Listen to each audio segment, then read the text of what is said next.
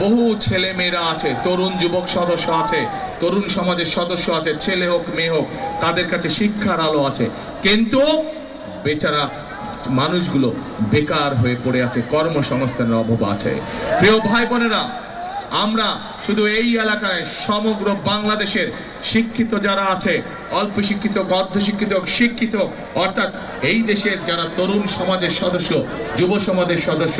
এদের ছেলে হোক মেয়ে হোক, আমরা সিদ্ধান্ত গ্রহণ করেছি, আমরা পরিকল্পনা করেছি এই ঢাকা মহানগরীতে প্রত্যেকটি আসনে মিনিমাম করে একটি, এবং সারা দেশে আমরা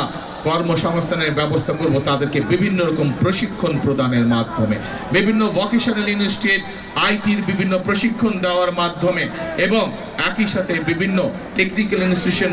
গঠন করার মাধ্যমে আমরা আমাদের ছেলেদেরকে মেয়েদেরকে দক্ষ শ্রমিকে রূপান্তরিত করব। এবং একই সাথে আমরা সিদ্ধান্ত গ্রহণ করেছি, আমরা দেখেছি বাংলাদেশের প্রায়, আমরা জানি বাংলাদেশে প্রায় 1.5 কোটি মানুষ, প্রবাসী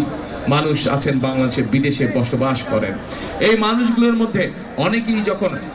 যখন বিভিন্ন মানুষ বিদেশে চাকরি বাকরির ব্যবস্থা করে যাওয়া লাগে বিদেশে, তখন তাদেরকে অনেক সময় অর্থ অভাবে নিজেদের বাপ দাদার পৈতৃক ভিটা বিক্রি করতে হয় যাওয়ার অর্থ সংস্থান করার জন্য। সেজন্যই আমরা সিদ্ধান্ত করেছি এখন থেকে যারা ট্রেনিং প্রাপ্ত হয়ে বিদেশে যাবে, তারা বিদেশে যাওয়ার জন্য যেন